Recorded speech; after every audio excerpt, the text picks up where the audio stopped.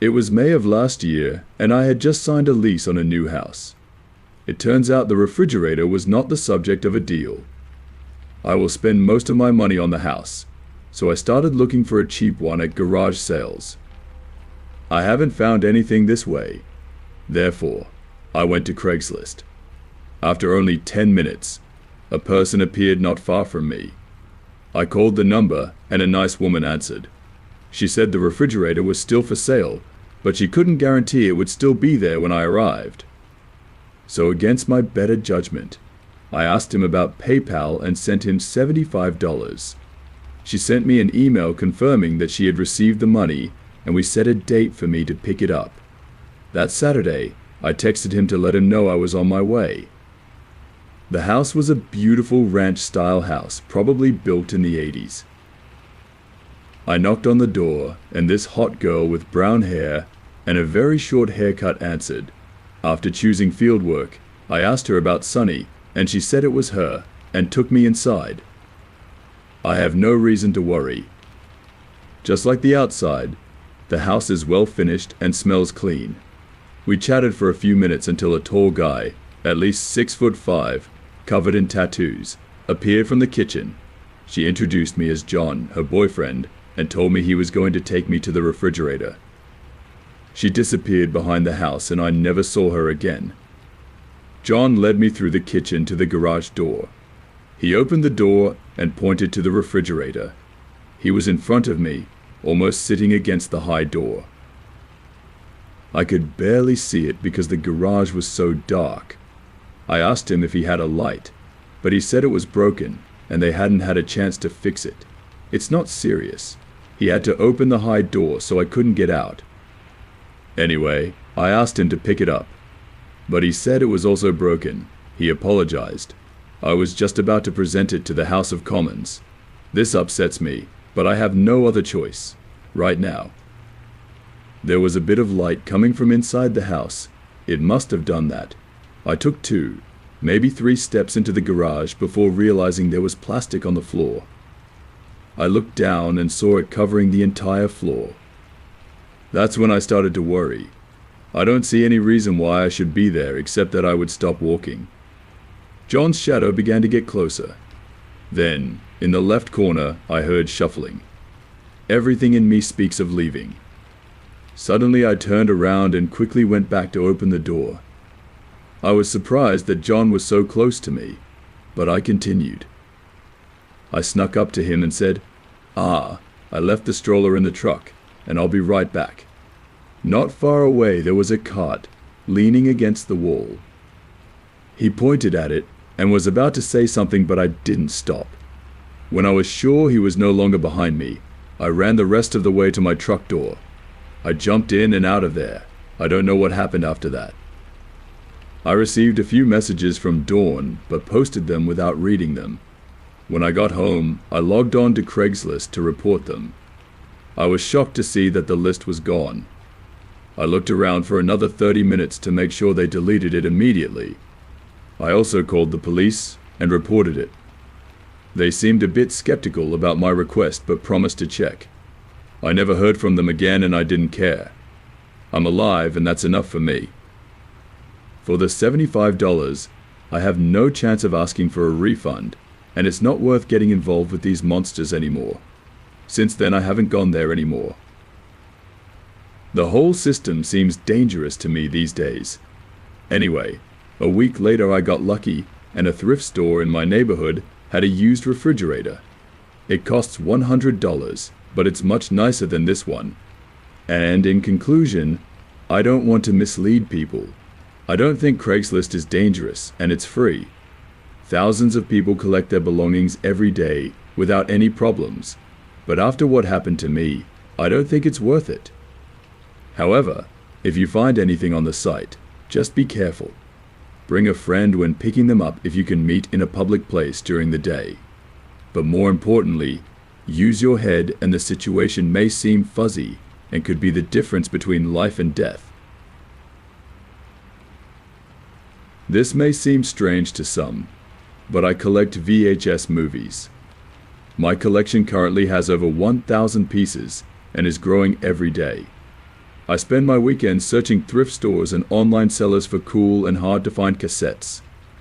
Sometimes I buy a box of cassette tapes. These are often personal recordings of forgotten television shows and family memories deemed unimportant. There was a time when I loved nothing more than cuddling and looking at them with my girlfriend. Although most are boring, now and then I come across something very special. A few years ago, I was browsing Craigslist and came across a box of cassette tapes. It took up a lot of space and they wanted to give it away for free to the first person to show up, so I jumped on it. An hour later, I was parked in front of the TV with a large box of tapes. The total is 44. Many individual recordings are blank or unlabeled. Too bad. I've always liked mysteries, and a few hours before work, watch a time-lapse video or two. The first season contains an episode of the original Battlestar Galactica, and the rest is blank. After finishing, I pushed the box into the closet and went to work. It would stay there for another 9 months, untouched and forgotten. In the meantime, I bought countless more cassettes and my collection began to take over my spare room. I made a giant shelf to store everything and took inventory of each tape as I showed it to them.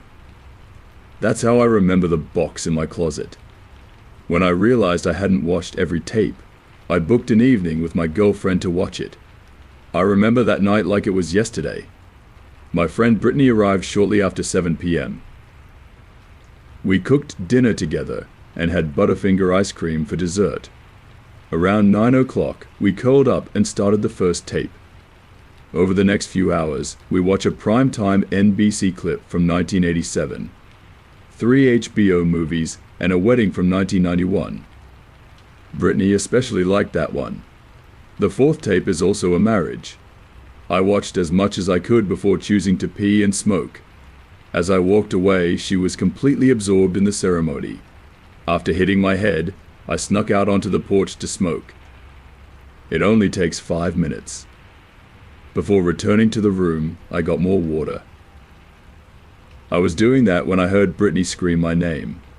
I ran into the room as fast as I could. She put her hand over her mouth, and her eyes were as big as saucers. His eyes seemed glued to the TV. I said I looked over at the TV, but saw nothing but a blue screen. I asked him again. She was speechless, but pressed the VCR rewind button. A few seconds later, she pressed play and tapped the spot next to her. I assumed this man was sitting down, so I did. The video once again depicts the happy couple getting ready to cut the cake. "I'm mad at you. What's wrong with you? Please wait a moment. It happened." The words were so sudden that I was startled. So I kept watching, waiting for something mysterious to happen. The couple was eating cake when the recording process stopped. The static allowed us to escape for a moment before starting a new recording. Now a man is watching unless he looks at the starting video camera. When he moves away from the camera, a naked woman can be seen lying on the bed. The guy jumped on the bed and they started doing it. "Okay, baby." I joked. Brittany interrupted and told me to be quiet. At this point, I was completely stunned. I almost felt embarrassed looking at him. I never thought I was this kind of follower. The couple continued lovemaking when the woman whispered and strangled me. He did, and I started peeking and thinking, it's not about me, it's about each person. The man continued to strangle the woman. She started panting, but he didn't stop. Even as she grabbed his hand, he continued. He finished the performance and released her throat. A few of them stood quietly together for a while without saying anything. Suddenly, the man turned to the woman. He looked at her for a few seconds, then raised his eyebrows and began to shake her. The boys shouted her name and occasionally slapped her cheeks, but she did not move. That's when I started to understand. The man then stood up, grabbed his partner's shoulders and shook her. Still no movement. That's when he began to understand, finally stopping and just staring into her empty eyes. "No way, man. Now I'm starting to panic. No way, man." Brittany was silent. Man sitting on the edge of the bed. His head was buried in his hands. "Hello," we hear sobbing. This lasted for a while before he remembered the camera, and with one long movement, he reached out and hit it with his hand. The howl of static returned, and I sat stunned. The whistling continued until Brittany finally pressed the stop button. Man, what's the only word I can say? I've never seen anything like that before. Brittany turned to me and asked what we should do. Honestly, I have no idea. I still can't believe it's true. Maybe not, but let me smoke. I will consider our options. I retreated thinking that when I returned I had proposed an idea that might be wrong. I don't want to go to the police until I'm sure it's true. I don't want to be the butt of budget scammers. Okay, if there were any doubts, she'd keep them to herself. Maybe she's still in shock. I know I was. Our evening has ended. I offered her to stay the night, but she refused. It's not serious. I won't be able to sleep until I know the truth. My first goal was to contact the previous owner of the tape. I know for certain that the man on the tape is not the person from whom I received the box. However, there was a high possibility that he already knew her identity. My email was not answered. I tried to contact them by phone, but their number is no longer working. Finally, I stopped by his house and discovered he had moved out completely. With no way to contact him, my options were limited to the police, as the police said they would watch the video and contact me if they had any further questions. Now it's out of my hands. During weeks of research, I rarely saw Brittany. She always made excuses. I think it's only a matter of time before she ends things. Another week would pass before she called. I can't do this anymore. I haven't slept in weeks. All I see is this dead woman. There's no point or sense in arguing with her. I wish her a good life, and it would be cruel to expect her to ignore such things. God knows I've had quite a few bad dreams in the past month. Things like this tend to affect women more than us. If his feelings change in the future, it won't be difficult to find me. Since then, hundreds of cassettes have passed through my hands. Space is currently scarce. I sold blank cassettes and extra copies of movies. Brittany is no longer in the picture. I admit that curling up in bed and watching tapes has lost some of its luster. Most of my viewing now takes place in the living room. Nowadays, every time I put an unlabeled tape into the player, I feel a bit scared. When I see someone die, I've had a lot of time to think about it. When you collect something that captures a moment, a part of someone's life, you never know what terrible secret he might discover. Maybe 2.5 years ago, I met a girl at a bar. She stood up and I stopped for the day. I didn't go there with the idea of scoring. I just want a few pints to help me relax. I had been there for about 45 minutes when the bartender gave me a note. It was from a girl sitting at the end of the bar.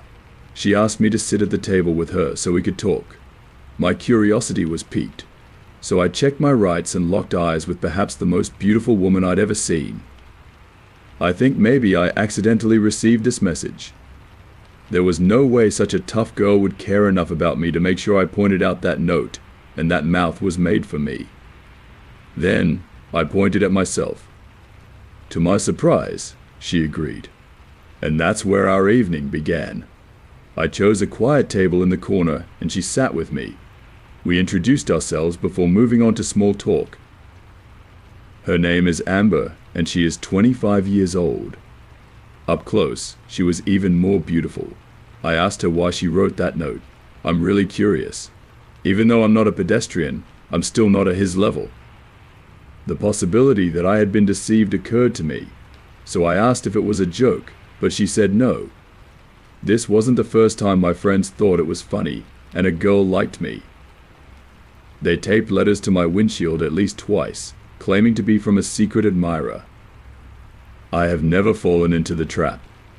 I'm much smarter than they think. However, it was a real meeting. If so, I planned to play while getting to know each other. I continued playing for another hour until she asked me if I wanted to take her home. I hopped on, and we walked a few blocks to my apartment. We had a few more drinks and started messing around. I don't kiss and tell, so I'll just say that we enjoyed each other's presence for the rest of the night. When I woke up the next morning, she was gone. I dismissed it as an unbelievable dream and went to sleep. As they walked out, a pair of beer bottles caught my eye. I moved closer to take a closer look, when I have lipstick residue on my mouth. I'm still not completely positive. I walked over to the bed and smelled the pillow in front of me. The wonderful scent took me back to the previous evening. There is no doubt that this did not happen. I was in heaven for a long time. I look forward to seeing her again. I went as far as asking some of the staff if they knew how to find her, but no one did. However, over time I saw it as a one-night stand. I started dating a new girl who is wonderful and fun to be around. But Amber remains at the forefront of my mind. This new relationship never really came to fruition. We ended our relationship a few months ago when we were newly single. I hope to be reunited with Amber and be able to pick up where we left off. I went back to the shop and asked again and received the same answer. I don't have money to hire detectives, and I don't have them either. I can't search on the internet. Providence will come in the form of Craigslist. While browsing the website, I noticed the missing connection section. It seems as good as any other road. So I briefly described our night together and how we longed to see each other again. I posted it and moved on with my life. Everything was quiet until about the 8th day. A text message came from someone claiming to be Amber. I asked a few questions. They know all the answers and even add things that no one else would know. I was excited to talk to him again and asked if we could meet for a drink. She agreed and suggested a place where we first met. It seemed perfect, almost romantic. I'm starting to believe this could lead somewhere. My month-long search was over. For the rest of the week, my stomach was cramped. I count the hours. Saturday finally came and I got there. It was visible from the outside and was more beautiful than I remembered. I sat at the table with him and the evening went like our first evening. Everything except one thing throughout the evening. She checked her phone many times. I guess she was just nervous and tried to ignore it. It was a little after 6 and she suggested we go back to her place. I've been looking forward to this for months. On my way out, I visited the bathroom. When I'm going out, I noticed she was playing with her phone again. However, she is on a call. I don't care. Also, maybe she's calling her roommate. She is a stranger to me. As far as I know, she still has children. I don't care. Anyway, she hung up when I got back, and we picked her up outside in the car. I staggered across the street until she pointed to this simple 4-door sedan, and I headed toward the passenger door. She unlocked it, and I fell into the chair. We locked the door, but instead of starting the car, she just sat there and smiled at me. She wants to kiss. That idea cheered me up. When I leaned down to kiss him, a strange male voice told me to stop. What? I was so drunk that it was difficult to assess the situation. I turned my head toward the back seat and saw a tall, masked man pointing a gun at me. Don't make me shoot you, cowboy. Right away. I regained consciousness. I could tell he meant every word. I looked at the hamburger. Our eyes met, and I knew I had been tricked. They are cold and without any empathy. I was exhausted. I lost the desire to live in the moment, to move forward much faster than I should have. I took my wallet out of my pocket and threw it in the back seat. I think my indifference caught the man off guard. He didn't say anything, even when I got out of the car and slammed the door. I didn't know what to do, so I remained silent, looking out at the sidewalk. They were silent for about 30 seconds until I heard the car start and drive away. It didn't take long before I felt a rush of adrenaline. The weight of what had happened just before hit me like a truck. I bent down and started vomiting a large amount of wine and chips that came out of my intestines. I was finally exhausted and stood up. I leave my mouth and go home. I wanted nothing more than to sleep and didn't even bother taking off my clothes before going to bed. Most of the day was over. When I wake up, I shared how alligators improved my hangover cure. The events of the previous night became clear at the moment. I felt stupid. All the time I wasted looking for her. Then I became angry and my desire for revenge came out. A quick shower and a 2-mile walk later, I found myself filing a report in Chicago. Robberies don't usually attract much attention. When the detective gave me the photos, I feel like I've stumbled into something a little more serious. I was shocked to see the faces of Amber and her accomplice looking at me. I reported them, and the detective told me the truth. Only then did I realize how lucky I was. According to you, I am the victim of a scam. Amber's real name is Shannon, and she used to be a professional con artist. The couple targets men who have been single for 6 months or more. I was said to be their 5th victim, and the previous 3 had been killed. And I felt the shudder pass through my body. The detective didn't know why being allowed to live had to do this to either of us. Perhaps our story caused me to take too many risks. Perhaps she was pressured by her partner. Maybe I will never know. It was hoped that I had new information to give him, but in the end, I wasn't much help. We talked for a while longer before he took me home. Now it's even more confusing. I'm happy to be alive. On the other hand, I wonder why I was spared. I have a particularly funny theory that they don't consider $23 and a Max card worth killing, but the truth is that it's not a joke. Things became even more unclear when Amber's accomplice was arrested. He will be brought to court on unrelated charges with a lawyer as soon as he asks questions. Chances are he will still be a mother, even when faced with the possibility of execution. The detective assigned to my case, thanks to Amber, probably won't be caught for long, and even if she did, she would take the quiet route if and when caught. I hope I can spend a few minutes alone with her. Not because I want her to accept her role in the crime. Instead, I want to ask why I was spared while others were not. I'd like to think it's because we established some kind of connection on an emotional level. Then again, maybe it's just my romantic side thinking honestly and honestly. Maybe it's not my time.